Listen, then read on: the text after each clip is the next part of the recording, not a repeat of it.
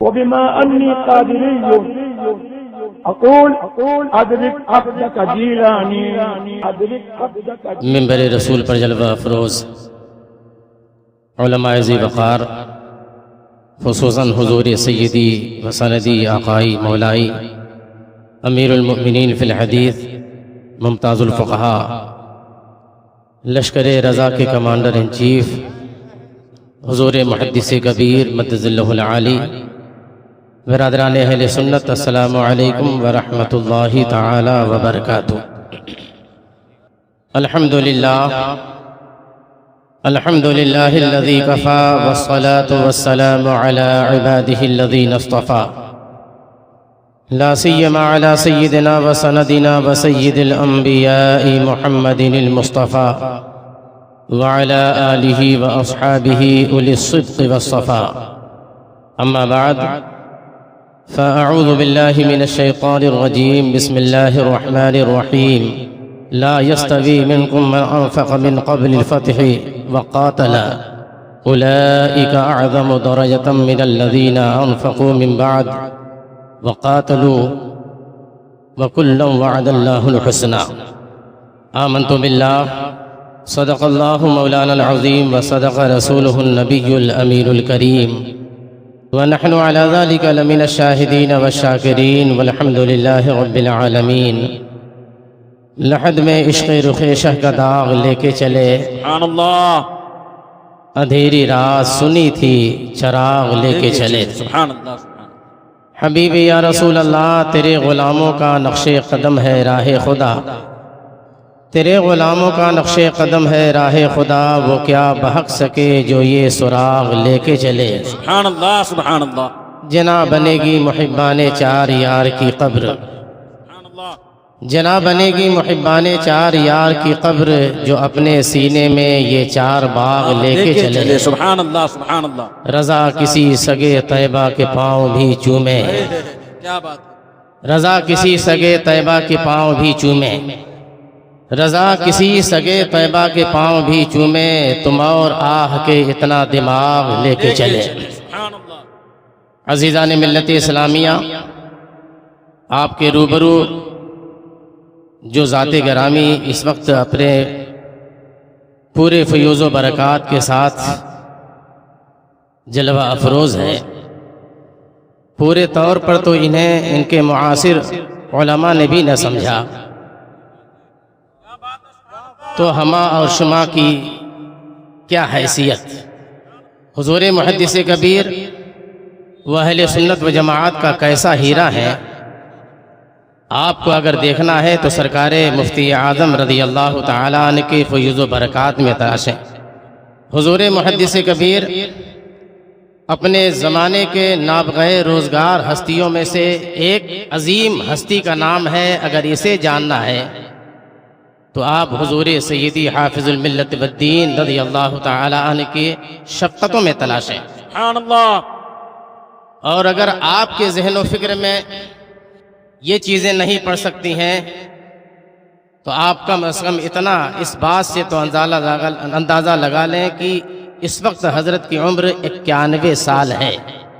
91 سال، کیا 60 سال کی عمر کو پہنچنے کے بعد آدمی گھٹنوں کے درد کا شکار، کمر کے پکڑنے کا شکار، ڈائبٹیز، شوگر، بلڈ پریشر، یہ تو سب اپنی جگہ پہ اس کے ساتھی ہیں، لیکن اللہ تبارک و تعالی نے ایسا کرم ان کے اوپر فرمایا ہے کہ ان تمام عوارضات سے تو اللہ تبارک و تعالی نے محفوظ رکھا ہی ہے۔ اس عمر کے جو تقاضے ہیں، بستر پکڑ لینا اور اپنی بیماریوں سے دوسروں کو پریشان کرنا، اللہ تبارک و تعالی نے انہیں پریشان کرنے والا نہیں بلکہ لوگوں کو چین و سکون دینے والا بنایا ہے۔ سبحان اللہ، اور ان کی بارگاہ سے آدمی صرف دنیا کا سکون نہیں پاتا ہے، دنیا سے بڑھ کر کے اپنی قبر اور اپنی آخرت کا سکون پاتا ہے۔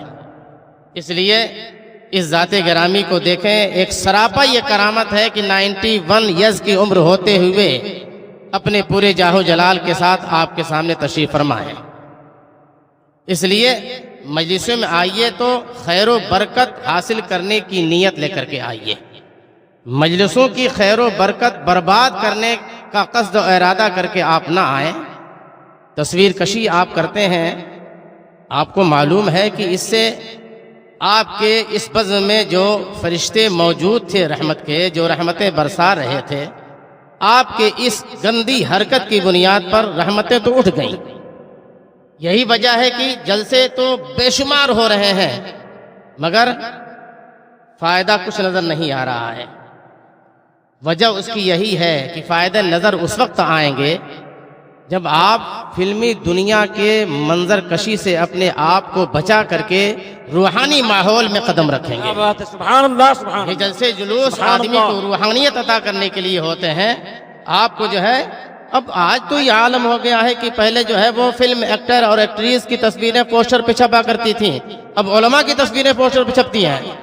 اب آپ مجھے بتائیے کہ اپنے سیرت و کردار کے ذریعے سے انہیں اپنی طرف لانا تھا، مگر اتنا کمزور ہمارا سیرت و کردار ہو گیا کہ ان کو ہم اپنی طرف نہیں کھینچ سکے، ہم ان کی صف میں جا کے شامل ہو گئے. اور جیسے ان کے پوسٹر پیروں سے رودے جاتے ہیں، تاریخ گزرنے کے بعد ان کے بھی تصویریں پیروں سے رودی جاتی ہیں، اور تصویروں کے رودنے ہی کا حکم ہے، اس لیے رودی بھی جاتی ہیں. تو آپ کم از کم اس انداز سے، اس شان سے اور اس نیت سے بیٹھیں کہ بولنے والا کم از کم کچھ بولنا چاہ رہا ہے تو بولے، موڈ اس کا خراب نہ کیا کریں. آپ جو جلسے ہوتے ہیں جہاں تصویر کشی ہوتی ہے، تصویر کشی کہیں جائز نہیں ہے. آپ حضرات تو ماشاءاللہ حضرت صوفی باسقہ صوفی نظام الدین صاحب علیہ رحمۃ الرضوان کے گرویدہ ہیں، ان کے مرید ہیں. آپ نے کیا ان کی زندگی پاک کا معائنہ نہیں کیا، مشاہدہ نہیں کیا؟ ان کے تقوی و طہارت کو آپ نے نہیں دیکھا؟ اس لیے بزرگوں کی زندگی کو آپ سامنے رکھیں. بزرگوں نے اپنی زندگی سے، اپنی سیرت سے، اپنے افعال سے، اپنے کردار سے اور اپنے روز و شب کو جو انہوں نے گزارا ہے، اس طریقے سے انہوں نے ہمارے درمیان اسلام میں تصویر کے احکام کیا ہیں، اپنی روش سے انہوں نے ہم کو بتا دیا ہے. اللہ. اس لیے بزرگوں کی روش کو اختیار کرو. آپ بارگاہ رسالت میں آپ صلی اللہ تعالی علیہ وسلم میں عقیدت اور احترام کے ساتھ درود و سلام کی نظریں پیش کریں. اللہم صلی علی سیدنا و مولانا محمد وعلی آل سیدنا و مولانا محمد معدن الجود والکرم منبع العلم والحلم والحکم وآلہ واصحابہ وبارک وسلم صلاة و سلاما علیک یا سیدی یا رسول اللہ صلی اللہ تعالی علیہ وسلم. اللہ تبارک و تعالی نے قرآن عظیم میں ایک مقام پر یہ ارشاد فرمایا، لا یستوی اصحاب النار و اصحاب الجنہ. مطلب یہ ہے کہ جنتی اور جہنمی برابر نہیں ہیں. جنتی اور جہنمی برابر نہیں ہیں، یہ تو اپنی جگہ قرآنی فرمان ہے جس پر سب کا ایمان ہے. مگر وہ لوگ جو اللہ تبارک و تعالی اور اس کے رسولوں، فرشتوں اور اس کی کتابوں پر ایمان لے آئے، جو صاحب ایمان ہیں، جو جنتی ہیں، جب آپ اہل جنت کے مراتب، اہل جنت کے مناصب اور اہل جنت کے درجات کا مطالعہ جب آپ کریں گے تو آپ یہ کہیں گے کہ جنتی اور جہنمی کیا برابر ہو سکتے ہیں جب جنتی برابر نہیں ہے. اس لیے کہ اللہ تبارک و تعالی نے دنیا سے ایمان بچا لے جانے کی بنیاد پر اور عمل صالح کا تحفہ لے جانے کی بنیاد پر اسے جنت جیسی نعمت عطا فرمائی. اور اللہ نے ایک ہی جنت نہیں بنائی ہے، اللہ تبارک و تعالی نے کئی جنتیں بنائی ہیں، اور کئی جنتوں میں ہر ایک جنت کا معاملہ بھی الگ الگ ہے. اسی لیے ایک مقام پر آقا کریم صلی اللہ تعالی علیہ وسلم یہ ارشاد فرماتے ہیں کہ جب تم اللہ تبارک و تعالی سے جنت مانگو تو جنت الفردوس مانگو، اس لیے کہ وہ سب سے اعلیٰ جنت ہے. تو جنتی برابر نہیں ہے، اور جنتی برابر نہیں ہے. اتنے درجات اس میں ہیں کہ اگر آپ تفصیلات کی دنیا میں قدم رکھیں گے تو آپ کو حیرت و استعجاب کے عالم میں ڈوب جائیں گے کہ اللہ تبارک و تعالی نے کیسا انعام اور اکرام صاحب ایمان کو عطا فرمایا ہے. ایک آخری جنتی کے بارے میں رسول کائنات صلی اللہ تعالی علیہ وسلم نے ارشاد فرمایا، لمبی حدیث ہے، اس کا آخری حصہ میں آپ کے سامنے رکھتا ہوں کہ اللہ تبارک و تعالی جب سب سے اخیر میں اسے جنت میں داخل فرمائے گا، اور جب وہ جنت میں داخل ہو جائے گا تو اللہ تبارک و تعالی اسے ارشاد فرمائے گا، مانگ تو کیا مانگتا ہے؟ اب وہ مچل جائے گا اور رب کی رحمتوں میں نہانا شروع کرے گا، اے اللہ مجھے یہ دے دے، اے اللہ مجھے یہ دے دے، اے اللہ مجھے یہ دے دے، یا اللہ مجھے یہ نعمت دے دے، یہ نعمت دے دے۔ وہ ساری نعمتیں مانگتا جائے گا اور رب قدیر اپنی رحمت سے اسے عطا فرماتا جائے گا، جنتیں مانگتا جائے گا اور اسے عطا ہوتی جائے گی، جنت نعمتیں عطا ہوتی جائیں گی۔ اب اس طریقے سے جب وہ مانگ کے اس کے ذہن و فکر میں جتنے خزانے جنت کے تھے سب اس نے مانگ لیا ہے، اب اس کے بعد اللہ تبارک و تعالی اس آخری اور سب سے نچلے درجے کے جنتی سے ارشاد فرمائے گا، اے میرے بندے تم نے فلاں چیز نہیں مانگی وہ تم بھول گئے ہو، ہاں یا اللہ وہ بھی مجھے دے دے، تم نے فلاں چیز نہیں مانگی وہ دے دو، یا اللہ وہ مجھے دے دے، تم نے فلاں چیز نہیں مانگی، اے پروردگار عالم وہ بھی دے دے۔ جب پروردگار عالم یہ ساری چیزیں اسے عطا فرما دے گا، یہ ساری نعمتیں اس کے قبضے میں ہو جائیں گی، اب اس کے بعد اللہ تبارک و تعالی ارشاد فرمائے گا، ذالک لک وعشرۃ امثالی، یہ تو تمہارے لیے ہے، اب اس سے 10 گنا زیادہ میں تمہیں دے رہا ہوں، سبحان اللہ، سبحان اللہ، اب تمہیں 10 گنا زیادہ دے رہا ہوں۔ اور اتنا پا لینے کے بعد اب اس جنتی کا عالم یہ ہوگا کہ وہ پورے جنت میں گھوم کر کے یہ اعلان کرے گا کہ اللہ تبارک و تعالی نے مجھے جتنی نعمتوں سے مالا مال فرمایا ہے، آج اللہ نے جتنی رحمتوں سے مجھے مالا مال فرمایا ہے، جتنی نعمتیں مجھے عطا فرمائی ہیں، رب قدیر نے اتنی نعمت کسی کو نہیں عطا فرمائی، مگر میرے آقا فرماتے ہیں کہ سب سے ادنا درجے کا وہ جنتی ہے۔ تو آپ نے ایک وہ منظر ملاحظہ فرمایا کہ سب سے ادنا درجے کا جو جنتی ہے، سب سے نچلے درجے کا جو جنتی ہے، وہ گھوم کر کے یہ اعلان کرے گا کہ اللہ تبارک و تعالی نے جتنی نعمتیں مجھے عطا فرمائی ہیں پورے اہل جنت میں کسی کو نہیں عطا فرمائی، اور میرے آقا فرماتے ہیں کہ وہ سب سے نچلے درجے کا جنتی ہے۔ اس حدیث پاک سے کیا میرے آقا صلی اللہ علیہ وسلم کا علم غیب ثابت نہیں ہو رہا ہے؟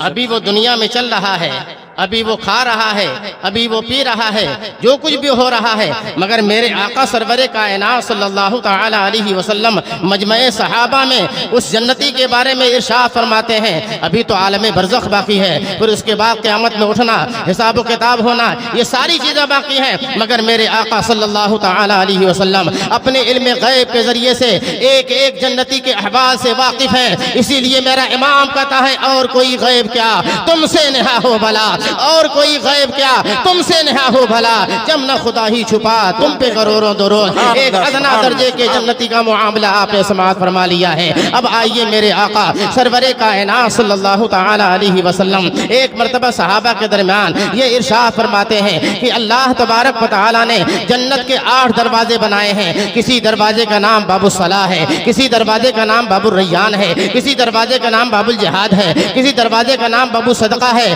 اور ہر ایک کو اسی دروازے سے بلایا جائے گا۔ روزہ رکھنے والے کو باب الریان سے بلایا جائے گا، صدقہ دینے والے کو باب الصدقہ سے بلایا جائے گا، نماز پڑھنے والے کو باب الصلاح سے بلایا جائے گا، اللہ کی راہ میں جہاد کرنے والے کو باب الجہاد سے بلایا جائے گا۔ یہ میرے آقا سرور کائنات صلی اللہ تعالی علیہ وسلم بیان فرما رہے ہیں۔ تو اس میں حضرت سیدنا امیر المؤمنین یار غار مصطفیٰ سیدنا صدیق اکبر رضی اللہ تعالیٰ آگے بڑھتے ہیں اور عرض کرتے ہیں، اس سے مجھے کوئی غرض نہیں ہے کہ کون کس دروازے سے بلایا جائے گا، یا رسول اللہ میں تو جاننا یہ چاہ رہا ہوں کہ کیا کوئی آپ کی امتی میں سے ایسا بھی کوئی شخص ہے جس کو جنت کے ہر دروازے سے بلایا جائے گا؟ تو میرے آقا سرور کائنات صلی اللہ تعالی علیہ وسلم ارشاد فرماتے ہیں، وَأَرْجُو أَن تَكُونَ مِنْهُمْ، اے ابو بکر میں یقین سے بتا رہا ہوں کہ جنت کے 8 دروازے سے جسے بلایا جائے گا، اے ابو بکر اس میں تم ہو۔ سبحان اللہ، نعرہ تکبیر، نعرہ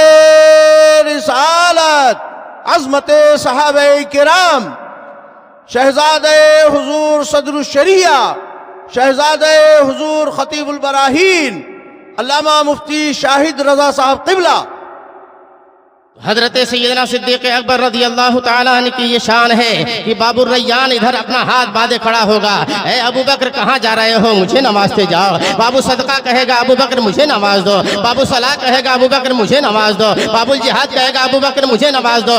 ہر دروازہ خواہش مند ہوگا کہ ابو بکر کا قدم میرے دروازے میں پڑ جائے اور میرے طریقے سے حضرت ابو بکر جنت میں داخل ہو جائیں۔ اللہ اکبر، یہ شان ہے میرے آقا سرور کائنات صلی اللہ تعالی علیہ وسلم کے یار غار کی۔ آپ حضرت صدیق اکبر کی یہ شان ہے، اور یہی شان، اسی طریقے کی شان اللہ تبارک و تعالیٰ نے سیدنا صدیق اکبر رضی اللہ تعالیٰ نے جیسی شان، سب سے زیادہ عظمت والے وہ ہیں، سب سے زیادہ ان کی شان ہے، مگر اللہ تبارک و تعالیٰ نے میرے آقا سرور کائنات صلی اللہ تعالی علیہ وسلم کی ہر صحابی کی شان کو بلند فرمایا ہے، ایسا بلند فرمایا ہے کہ اللہ تبارک و تعالیٰ نے قرآن عظیم میں صحابہ کرام کے رتبوں کو بتایا، ان کے مراتب کو بتایا ہے۔ صحابہ صحابیت میں تو برابر ہیں، مگر اللہ تعالیٰ نے درجوں میں انہیں ایک دوسرے سے اونچا رکھا ہے۔ اللہ تبارک و تعالیٰ نے سارے صحابی کو مرتبے میں برابر نہیں رکھا ہے۔ قرآن کہہ رہا ہے وہ لوگ جو فتح مکہ سے پہلے ایمان لائے، اور جو فتح مکہ سے پہلے جنہوں نے اللہ کی راہ میں جہاد کیا ہے، اللہ کی راہ میں الہ قائم حق کے لیے اپنے آپ کو قربان کیا ہے، وہ لوگ جو فتح مکہ سے پہلے ایمان لائے، اللہ کی راہ میں خرچ کیا ہے، جہاد کیا ہے، اور وہ جو فتح مکہ کے بعد ایمان لائے، فتح مکہ کے بعد جنہوں نے جہاد کیا پروردگار عالم کی بارگاہ میں، قرآن کہہ رہا لا یستوی منکم، تم میں جو ہے وہ دونوں برابر نہیں ہیں، بلکہ فتح مکہ سے پہلے جو صحابہ ایمان لائے اور فتح مکہ کے بعد جو ایمان لائے، اللہ تبارک و تعالیٰ نے دونوں کے رتبے اور درجات میں فرق رکھا ہے، دونوں برابر نہیں ہیں۔ بے شک بے شک، سبحان اللہ سبحان اللہ۔ صحابہ برابر نہیں ہیں، صحابی برابر نہیں ہیں، تو اب مجھے بتاؤ صحابی اور غیر صحابی کیسے برابر ہو سکتے ہیں؟ مجھے بتاؤ صحابی اور غیر صحابی کیسے برابر ہو سکتے ہیں؟ اور صحابی اور غیر صحابی جب برابر نہیں ہو سکتے ہیں تو ایک صحابی اور ایک وہابی کیسے برابر ہو سکتا ہے؟ کیا بات ہے، زندہ باد زندہ باد، واہ واہ واہ واہ۔ اس لیے اپنے ایمان اور عقیدے کو سلامت رکھنا ہے تو صحابہ کے دامن سے وابستہ ہو جاؤ، سبحان اللہ۔ اور ہر ایک صحابی کے دامن سے وابستہ ہونا ہے۔ یہ چاہو کہ ہم سیدنا صدیق اکبر کا دامن پکڑ لیں، امیر معاویہ کو چھوڑ دیں، مولائے کائنات کے دامن میں آ جائیں، امیر معاویہ کو چھوڑ دیں، تو نہ مولائے کائنات کا دامن ملا، نہ امیر معاویہ کا ملا، نہ صدیق اکبر کا ملا، نہ امیر معاویہ کا ملا، نہ فاروق اعظم کا ملا، نہ امیر معاویہ کا ملا، نہ عثمان غنی کا ملا، نہ امیر معاویہ کا ملا۔ ایک صحابی کی شان میں گستاخی، یہ سارے صحابہ کی شان میں گستاخی ہے۔ علماء کرام سے اس کی تفصیل جا کے پوچھ لیجئے گا آپ۔ اللہ تبارک و تعالیٰ نے قرآن میں ایک نبی کے قاتل کو سارے نبیوں کا قاتل بتایا ہے۔ اس سے بات سمجھ میں آتی ہے کہ نبی کے صحابہ کو اللہ تعالیٰ نے جو شان، جو رتبے، جو مراتب عطا فرمائے ہیں، کسی ایک صحابی کی شان میں گستاخی کرنا ایک صحابی کی شان میں گستاخی نہیں ہے، اس لیے کہ اللہ نے نبی کی نسبت کی بنیاد پر انہیں یہ مقام عطا فرمایا تھا۔ تو جب نبی کی نسبت کی بنیاد پر انہیں وہ مقام ملا تھا، نبی کی عطا کو تم نے ٹھکرایا ہے، اس لیے نبی کی عطا کا ٹھکرانا سارے صحابہ کی شان میں گستاخی ہے۔ بے شک بے شک۔ اور عالم یہ ہے کہ ہاں ہم مولائے کائنات علی مرتضیٰ کے ماننے والے ہیں، ہم مولائی ہیں۔ تم مولائی نہیں ہو، تم موالی ہو۔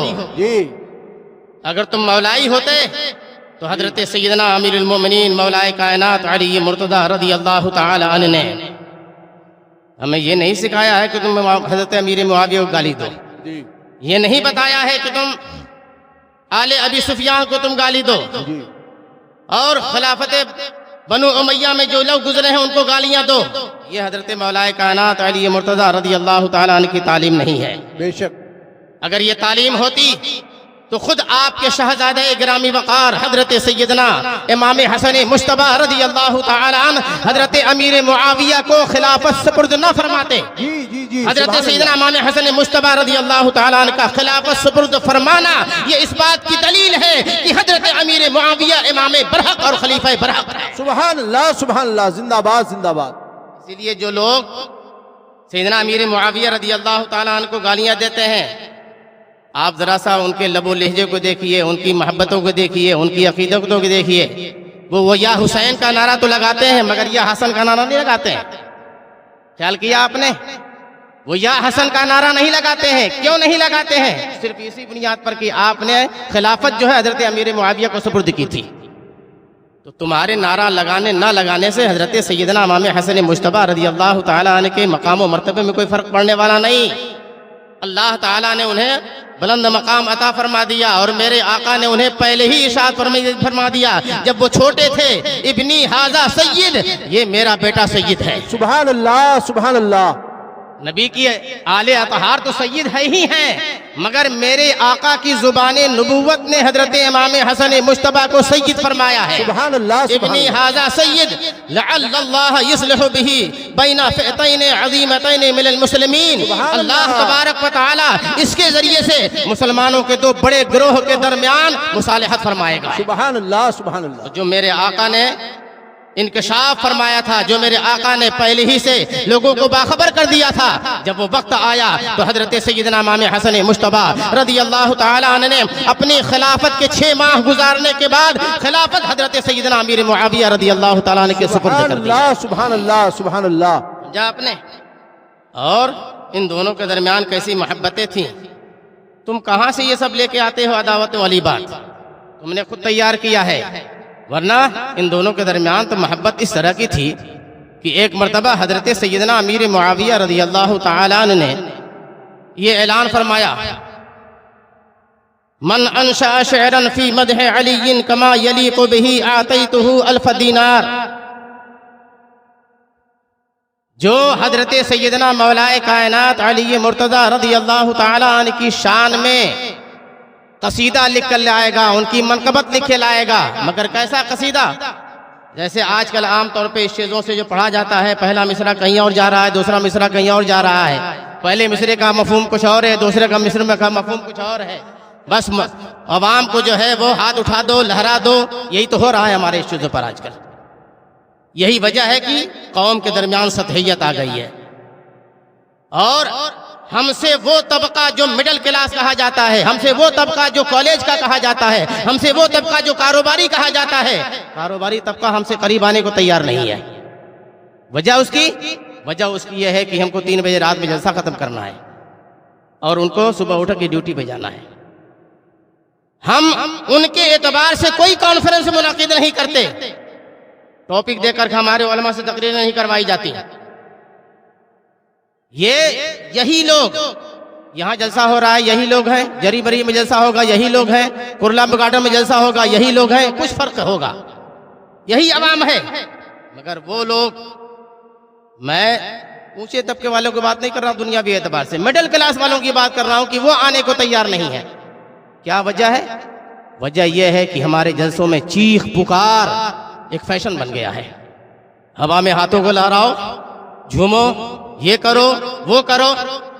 پلیز، جو لوگ ایسا کر رہے ہیں میں ان کے پر طنز نہیں کر رہا ہوں، میں ان کو یہ دعوت فکر دے رہا ہوں، ذرا سا پیچھے مڑ کر کے اپنی قوم کے حالات کا جائزہ آپ لیجئے تو آپ کو سمجھ میں آئے گی بات۔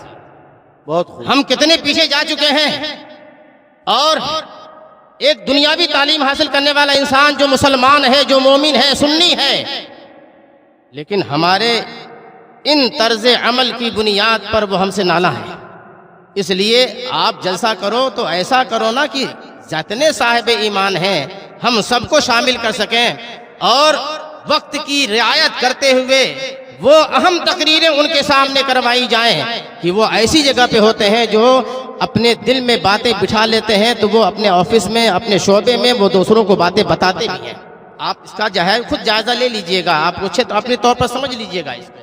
تو حضرت سیدنا امیر معاویہ رضی اللہ تعالی عنہ نے یہ اعلان فرمایا کہ جو حضرت مولائے کائنات علی مرتضی رضی اللہ تعالی عنہ کی شان میں منقبت اور قصیدہ لکھ کے لے آئے گا، میں ایک شعر پر 1000 دینار اسے دوں گا، 1000 دینار دوں گا۔ حضرت عمرو بن عاص، انہوں نے بھی تبع آزمائی کی، اور بہت سے شعراء نے تبع آزمائی کی، مگر ان کے ایک ایک اشعار اتنے زیادہ پسند آئے حضرت امیر معاویہ کو کہ ایک شعر پر انہوں نے 7000 دینار دیا، 7000 دینار دیا۔ سبحان اللہ۔ میں پوچھنا چاہ رہا ہوں کہ حضرت امیر معاویہ رضی اللہ تعالیٰ عنہ کے دل میں اگر کوئی قدورت ہوتی ہے حضرت مولائے کائنات سے، تو اس طریقے سے حضرت علی کی تعریف و توصیف کرنے کا اعلان کرتے وہ۔ اس کے علاوہ حضرت مولائے کائنات علی مرتضی رضی اللہ تعالیٰ عنہ کا یہ طرز عمل آپ دیکھو، جس معاملے کو لے کر کے لوگوں کے درمیان دنیا پیدا کی جا رہی ہے اور حضرت امیر معاویہ کے تعلق سے فتور بھرے جا رہے ہیں، جنگ صفین ہی تو وہ مسئلہ ہے، لیکن عین جنگ صفین کے موقع پر حضرت سیدنا مولا کائنات علی مرتضی رضی اللہ تعالی عنہ کے بھائی حضرت عقیل ابن ابی طالب، ان کو کچھ پیسے کی ضرورت پڑ گئی۔ مولا کائنات علی مرتضی کے بارگاہ میں وہ آئے اور اپنا مطالبہ رکھا۔ سیدنا مولا کائنات علی مرتضی رضی اللہ تعالی عنہ نے ارشاد فرمایا کہ اس وقت تو انتظام نہیں ہو سکتا ہے۔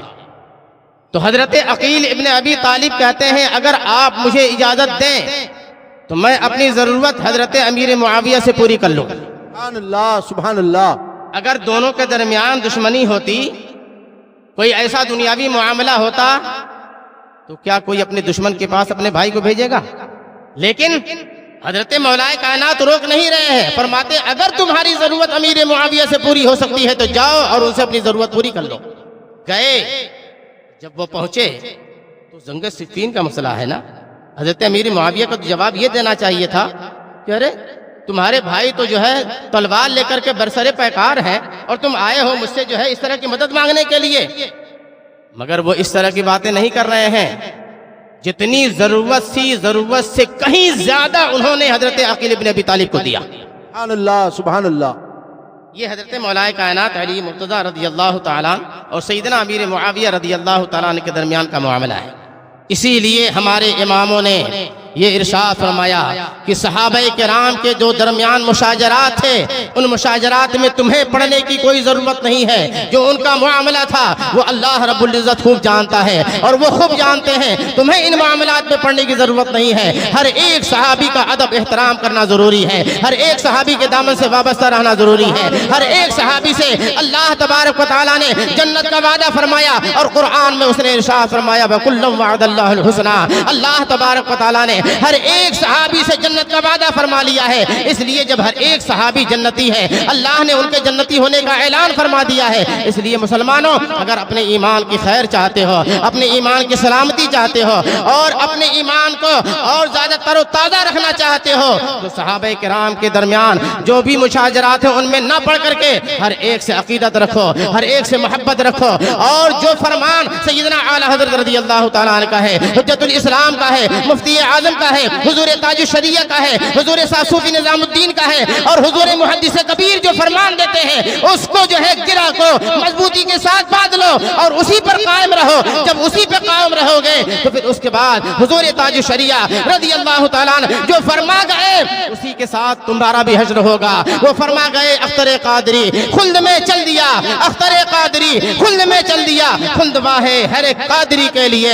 اس طور پر تم قادری بن کے رہو گے اور غلام تاج الشریعہ کی حیثیت سے ان کے ساتھ جنت میں تمہارا داخلہ ہوگا۔ اس لیے عظمت صحابہ پر اپنی جان نثار کرنے کے لیے تیار رہو۔ عظمت صحابہ زندہ باد، مسلک اعلیٰ حضرت پائندہ باد۔ السلام علیکم۔